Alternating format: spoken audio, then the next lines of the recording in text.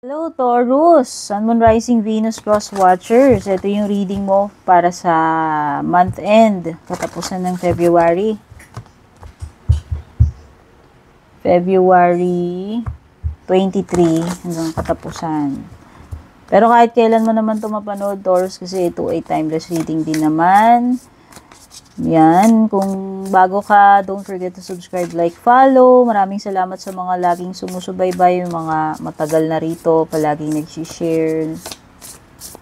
Gawin ng mga private readings, membership, subscription, bibigay ng mga stars, super thanks. Thank you all, no? Private reading ko, tignan nyo na yung mga nakasulat sa description or sa pinakadulo kung interesado kayo. Wow, may achievement.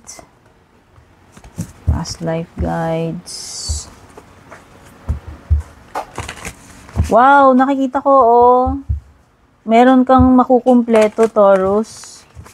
Kasi dito sa card mo, parang na-reach mo na yung finish line, eh. Ibig sabihin, isang achievement sa'yo yan or isang milestone. No, yan. So, nakikita ko, ito ay graduation. Meron kang, kumbaga parang trophy, achievement, no? O baka iba talagang literal na mahilig kayo sa mag-join ng mga marathon, ayan, yung mga takbuhan ba? Kasi parang nakikita ko yun, daming mga nagpa-participate sa mga ganyan. So, yan, pwedeng yan. Basta, meron kang something na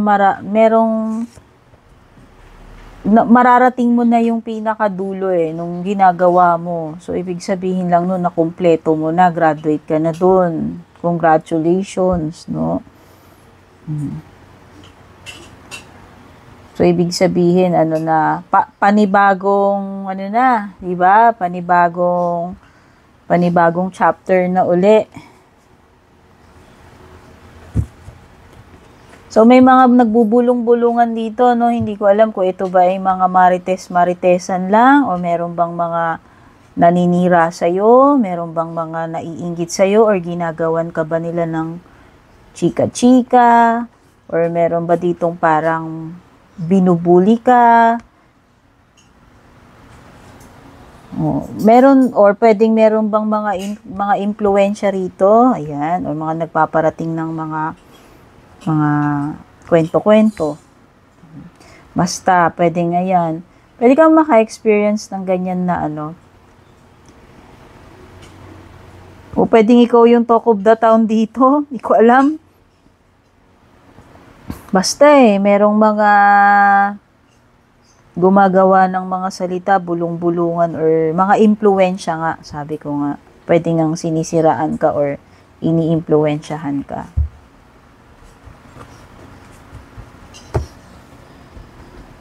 Meron ka ditong card ng past life guides. So, nakikita ko, ikaw ito na ginagabayan. Tutulungan ka sa situation mo. Ayan, makaka-receive ka ng assistance, whether sa mga, sa mga divine beings or sa mga guides mo, or pwede rin naman sa mga tao lang din, no, na makakatulong, makaka-receive ka ng approval or assistance, no? Kung ano man yan, na kakailanganin mo sa sitwasyon mo. Pero pwede rin kasing hindi tao ito Meron ding binabanggit dito about karmic lessons. So, ito yung mga Taurus, ito yung mga ipapadala sa'yo ni universe para mas malinang ka. Alam mo yun, ito yung mga pangyayari na ito yung mag-shape sa'yo, mas lalong magpapalakas sa'yo, or kapupulutan mo ng ng aral, no? Kasi may binabanggit ditong mga lessons talaga. So, ito ay nakikita ko parang training mo yan Training mo dito na ipinapadala sa'yo para ikaw ay kumbaga necessary yan sa iyong sa iyong journey or soul's growth. Yun yung nafe-feel ko. Meron ka rin ditong peace. Just because some people are fueled by drama doesn't mean you have to attend the performance, make your life a drama-free zone. So, yan. Ito yun. Ito pala. So, meron talaga mga gumagawa ng eksena, drama, or conflict dito. Ito yung mga may matatalas or makakating dila. Sabi dito, hindi mo naman daw kailangan patulan, pasukan lahat ng drama or eksena na ginagawa nitong mga tao na to. Toxicity to sa kapaligiran mo So, kung sino man tong mga nagbubulong-bulungan dito, gumagawa ng kung ano-anong hindi maganda. For sure. Yan. Sabi dito, itong mga drama na to, hindi mo kailangan pasukin, hindi mo kailangan pansinin. Block mo yan. Okay? Make your life a drama-free zone. Hindi mo kailangan ng mga ganyan-ganyan drama. So, meron ka ring growth dito. Same with Aries, no? So, nakikita ko, ito yun yung mga karmic lessons. This will give you growth. Aasistihan ka naman So, makakaranas ka siguro ng mga challenging times. Pero, yun ay part na kako ng, ng training mo. Para ikaw ay matuto. At yun ang mag-lead sa iyong growth, no? So, pwedeng ito ay spiritual, spiritual leveling up. Or spiritual training, no? Evolution starts when you leave your comfort zone. Get comfortable with being uncomfortable. So, yan, yun yung pinaka-palatandaan Padadalaan ka nitong mga something na to, mga ganap-ganap na to, challenging situations, na hindi komportable. Pero yun, sabi nga nila kung ano yung hindi comfortable na asahan mo doon ka mag-grow Okay? So, may binabanggit dito about leaving your comfort zone. Siguro kailangan mo talaga yon take ng risk or alam mo yung minsan yung mahirap na path, sabi nga nila, kung ano yung mahirap na path, yun yung tamang path. Diba sabi nga nila, walang glory sa mga bagay na easy. Pwedeng ganon. Kaya yun yung magiging clue mo dito, Taurus. Kaya kapag nafe-feel mo na, ang hirap na itong pinagdadaanan ko Pero yun. Yun talaga yung path na ipinapadala sa'yo. Yun yung path to glory, to greatness, to leveling up. No? Kaya siya hindi komportable kasi it's teaching you a lesson. No, bakit siya hindi komportable? Kailangan mo yon para ikaw ay mag-grow, mag-level up. Matutunan mo yung dapat mong matutunan. Okay? Kumbaga, hinahasa ka tinetrain ka dun. Focus. If you focus on what you don't want, there's a good chance you might get it. Focus on what you do want instead. So, yun na lang. Mamimili na lang din tayo between positive and negative. Siyempre, always choose positive. Sabi nga dito Kung meron ka nga lang pagpo-focusan, bakit mo pagpo-focusan yung ayaw mo? Di mag-focus ka dun sa gusto mo kasi you might get it nga daw So, might as well, ka na lang, mag-focus ka dun sa positive energies kaysa dun sa mga negative energies, no? Makukuha mo pa yun. So, yun. Instead na mag-focus ka sa pangit, doon ka na mag-focus sa maganda, sa positibo na lang. Mag-aaksaya ka na rin lang ng energy mo doon pa sa bad vibes, diba? Doon tayo sa good vibes, ganun lang yun. Kasi yun nga rin yung ma-attract mo, makukuha mo. Kaya nga meron mga binabanggit din dito about toxicity, drama, Hindi mo kailangan i-involve yung sarili mo with every drama na ginagawa nila dyan sa harapan mo. No, you have you have a choice kung ikaw ay magsi-sit in doon, 'di ba? Sa nega or doon sa positive. Tignan na naman natin when it comes to your love life, no? It could be your energy or energy ni person mo or energy na ibang tao na involved dito na pwedeng nasasagap din. Cuts both ways, two-face, sneaky snake. Wow, dear, mukhang hindi mapagkakatiwalaan tong person mo, Taurus.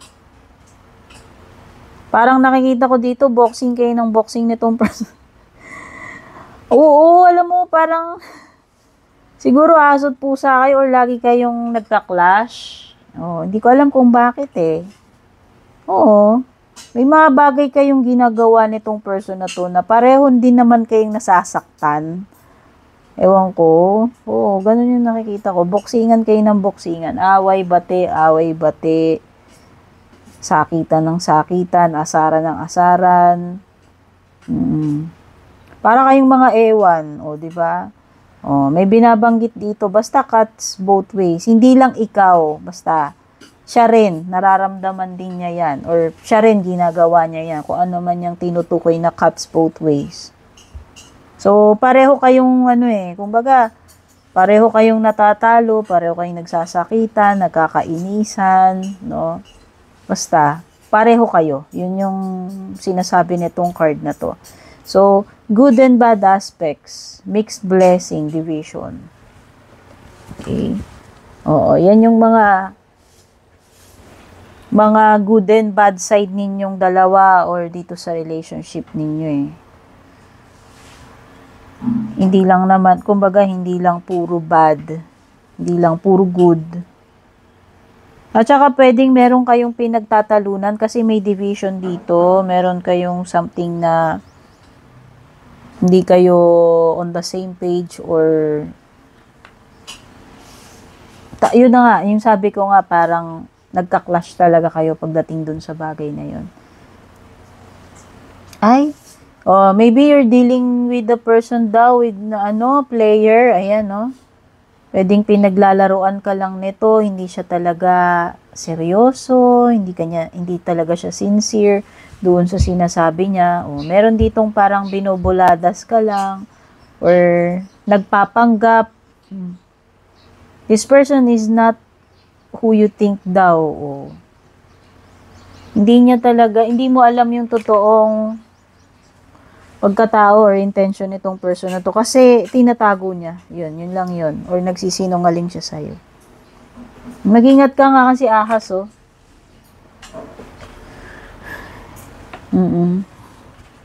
Pwedeng traitor tong person na to or may ginagawa siya behind your back or hindi talaga maganda yung intention niya.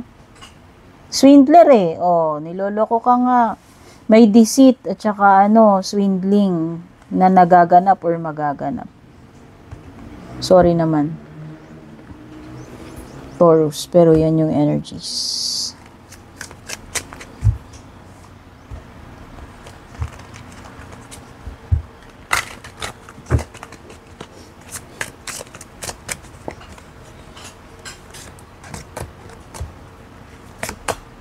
Dami nakatalikod na card.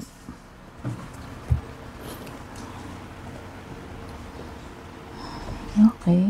So, sa tingin ko, lawakan mo yung pangunawa mo or pananaw mo about something, Taurus. There's indeed a sneaky energy here kasi meron ka ditong Page of Swords na reversed. Oo. Meron ditong someone who is nag-i-spy sa'yo, someone who is spiteful, pwedeng may hindi siya magandang intention, kumukuha ng mga impormasyon about you, kumukuha siya ng mga impormasyon about you para gamitin against you. Oo. May pa-traitor energy talaga kasi may mga patalikod palihim dito na kinukuha or inaalam. Oo, itong tao na to, kung may binitiwan ka mang salita dyan, yan din yung gagamitin niya sa'yo para maging kasiraan mo. Okay? Basta. So, mag-iingat ka lang din sa mga tao na pinagsasabihan mo, ha? Pinagtitiwalaan mo. Bad choice talaga to. Bad choice talaga tong person na napili mo Lumilitaw dito na isa itong pagkakamali. Kasi nga, nakikita ko ahas. Isiswindle ka lang yan. Or tatraidorin ka, niloloko ka talaga, hindi mo talaga alam pagkatao. Di ba yung mga binanggit ko kanina? So, nakikita ko dito, pwede kang magkamali ng decision mo. O kung hindi man ito about love life, kasi the lovers reversed.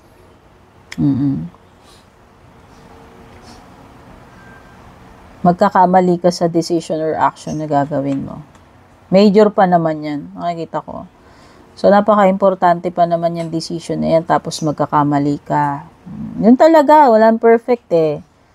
O at least, nalaman mo kung nagkamali ka, nalaman mo yung consequences ng ginawa mo, or nalaman mo na maling tao pala yun, ganun ganyan, kung love life man yan, or whatever.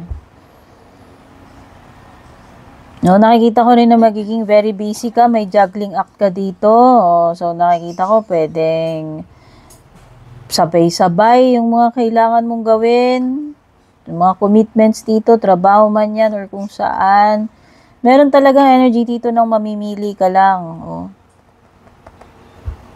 Nakikita ko rin yung iba dito, tinatry ninyong balansihin yung situation. Oo, yun yung nakikita ko.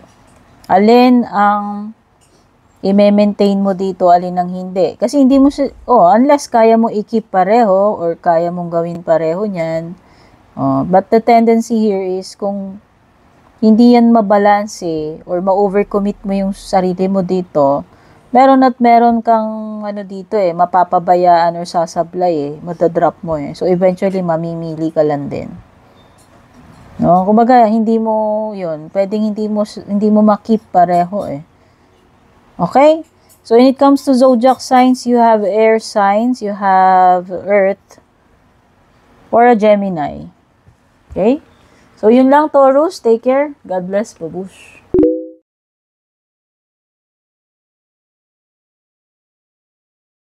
And kung balak nyo pong mag-book or mag-inquire ng personal readings ko, basahin nyo lamang po itong nakasulat sa screen or yung nakalagay sa description.